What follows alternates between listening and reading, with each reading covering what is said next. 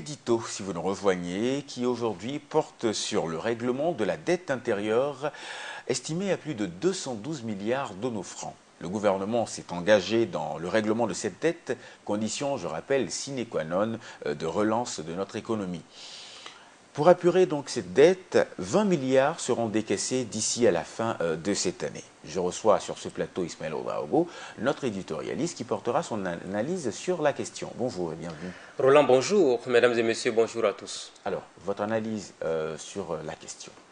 Alors, disons tout simplement que dès que le processus a été enclenché, puisque la ministre de l'économie chargée des questions de développement au Burkina Faso a clairement indiqué d'ici les semaines à venir, ils vont voir à leur niveau qu'est-ce qui peut être fait pour que effectivement donc les ministères, puisque ça, à travers les différents ministères donc que la dette sera payée, pour que les fonds soient disponibilisés dans les meilleurs délais afin que les entreprises bénéficiaires puissent en profiter.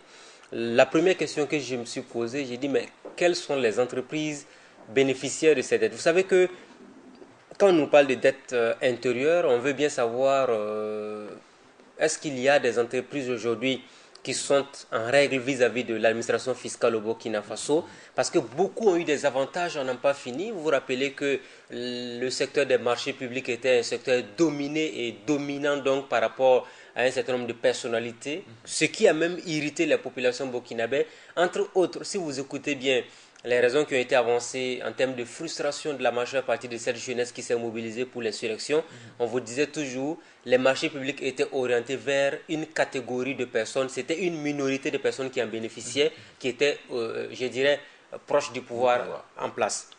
S'il faut aujourd'hui payer une dette intérieure pour ces personnes qui peut-être certaines ne sont plus dans le pays, on est appelé à se poser des questions. Ça, c'est la première interrogation. La deuxième interrogation, c'est de savoir est-ce que toutes les entreprises qui seront éventuellement bénéficiaires du paiement de cette dette intérieure sont en règle vis-à-vis de l'administration fiscale. Vous savez que pendant plusieurs années, beaucoup d'entrepreneurs au Burkina Faso ont eu des marchés publics, malheureusement qui ont eu des facilités fiscales de telle sorte qu'à un moment donné, ce sont les mêmes-là qui étaient partout, sur tous les chantiers, qui exécutaient mal les travaux. Et je n'invente absolument rien quand j'aborde une telle question parce que la ministre de l'économie et du développement, qui du reste a annoncé la bonne nouvelle pour les entrepreneurs, certains ont commencé à jubiler naturellement, elle s'est rendue par exemple sur le site de construction de l'hôtel administratif du centre, qui est un marché public comme tant d'autres financements du budget de l'État. Mais qu'est-ce qu'elle a pu constater? Ça fait plus de 3 à 4 ans que ce chantier est là, qui ne finit jamais pratiquement.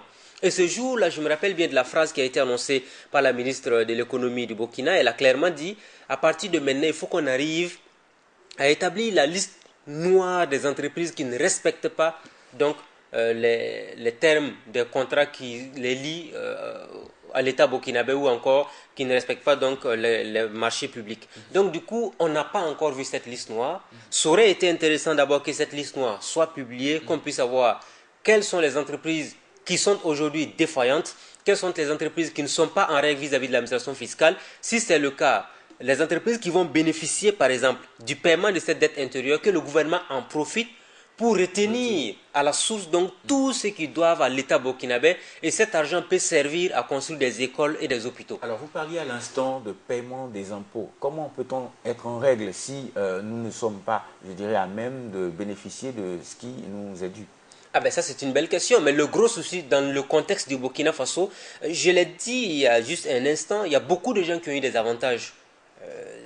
Le pouvoir comparé, quand il est arrivé, il avait bien l'intention de créer de nouvelles personnalités économiques, des gens qui allaient avoir la possibilité de s'enrichir, de par notamment... Vous savez que les marchés publics, on en a parlé hier, représentent donc la caverne d'Ali Baba pour beaucoup de gens.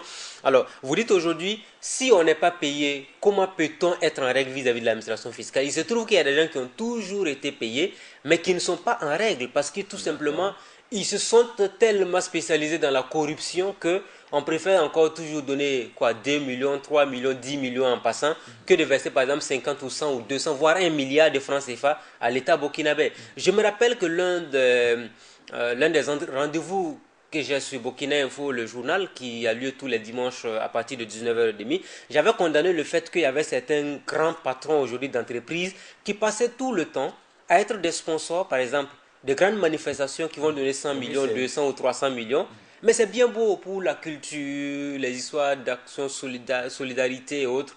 Mais dans le fond, il faut qu'on soit en règle d'abord de l'administration fiscale, qu'on paye ce qu'on doit à l'État burkinabé. Et après, maintenant, on peut se permettre de faire de la fanfaronnade, notamment des actions de visibilité publique, la publicité autour de sa personne.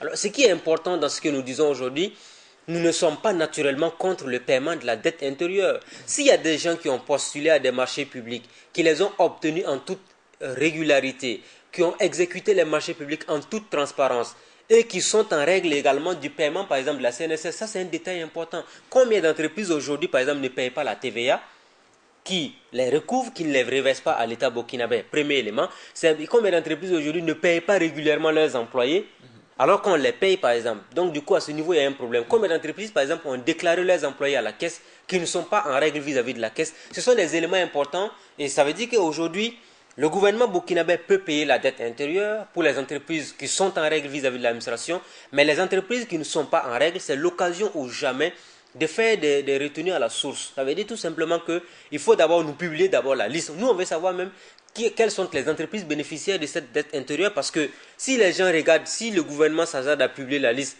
et qu'on se rend compte que ce sont les entreprises qui ont toujours été dénoncées, les entreprises qui ont été vomies par la population parce qu'à un moment donné, la population disait on en avait marre de ce cercle familial qui avait asphyxié l'économie burkinabé, eh bien, rassurez-vous que la pilule risque d'être difficile à avaler. D'accord. Et si on procédait donc par numéro d'arrivée de facture, par exemple? Ça peut être une alternative. La question d'arrivée des factures, la question du règlement, tout ça, ce n'est pas un problème. Le plus dur pour nous ici, c'est qu'on publie d'abord la liste des entreprises qui vont être à l'origine du paiement de cette dette intérieure. Ça, c'est le premier élément. Le deuxième élément très important que nous trouvons opportun d'aborder, c'est de savoir est-ce que ces entreprises-là qui vont être citées là, est-ce qu'elles pourraient éventuellement figurer dans la liste noire que la ministre de l'économie et des finances a abordée, la présumée liste noire qui est en rédaction sans doute par rapport aux entreprises qui ne respectent pas. Si vous dites par exemple à une entreprise, cette route-là va coûter par exemple 10 milliards ou 20 milliards, l'entreprise gagne le marché, c'est un marché public, cela s'entend. Même si c'est une aide extérieure, après avec des possibilités de remboursement, ce que les populations burkinabées doivent comprendre dans ce que nous sommes en train de dire aujourd'hui, c'est nous qui allons payer cet argent-là. Ça, c'est une évidence. Ça veut dire que si vous avez une entreprise qui prend un marché public, qui ne respecte pas les délais, et cette entreprise continue d'obtenir d'autres marchés, est-ce que cette entreprise véritablement mérite qu'on lui paye de l'argent? Et on veut parler en ce moment de paiement de dettes intérieures. Il y a un problème à ce niveau. C'est bien qu'on nous publie la liste de toutes les entreprises qui vont bénéficier de cette dette intérieure. Un. Deuxième élément, est-ce que ces entreprises-là sont en règle vis-à-vis de l'administration fiscale? Troisième élément, est-ce que ces entreprises-là payent la TVA? Est-ce que ces entreprises-là aujourd'hui reversent à la CNSS les montants dus en ce qui concerne notamment les cotisations de retraite pour les employés? Et troisième élément, est-ce que ces entreprises-là sont en règle vis-à-vis même de leurs travailleurs? Il y a beaucoup d'entreprises aujourd'hui qui bénéficient des marchés publics, mais qui ne payent même pas leurs employés.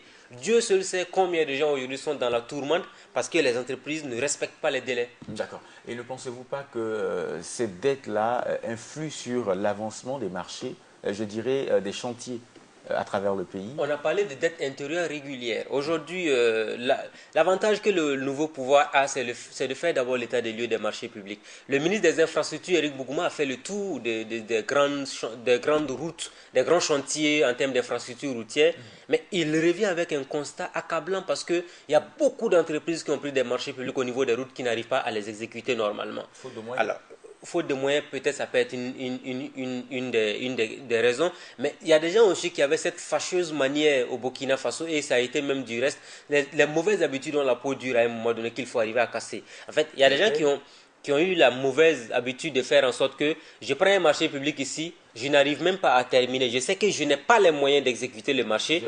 Je vais prendre ailleurs et je compte sur le premier marché là pour aller compléter. C'est du tâtonnement à un moment donné pour certaines personnes pour pouvoir faire face à leurs obligations. Mais il faut qu'on arrive à mettre fin à cette pratique-là parce que n'est bénéficiaire des marchés publics que la personne qui est capable de... toutes les conditions. C'est très important. Nous, on parle des infrastructures routières qui représentent plusieurs milliards.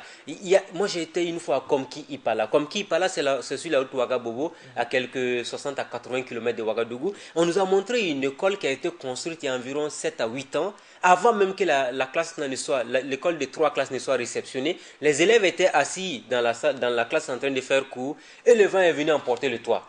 Vous imaginez un marché public qui a été passé à quelqu'un certainement pour la partie difficile, la personne s'est exécutée. Le reste là maintenant ça a été du tâtonnement, il faut raccorder les morceaux et puis pouvoir finalement dire qu'on a terminé le chantier. Ces genres de personnes par exemple, il faut les mettre sur la liste rouge.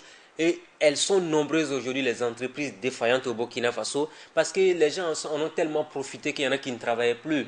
Ils vont déposer, ils savent qu'ils vont avoir le marché, ils font 60% du travail, le reste là c'est une question d'avenant. Et là aussi c'est un autre problème.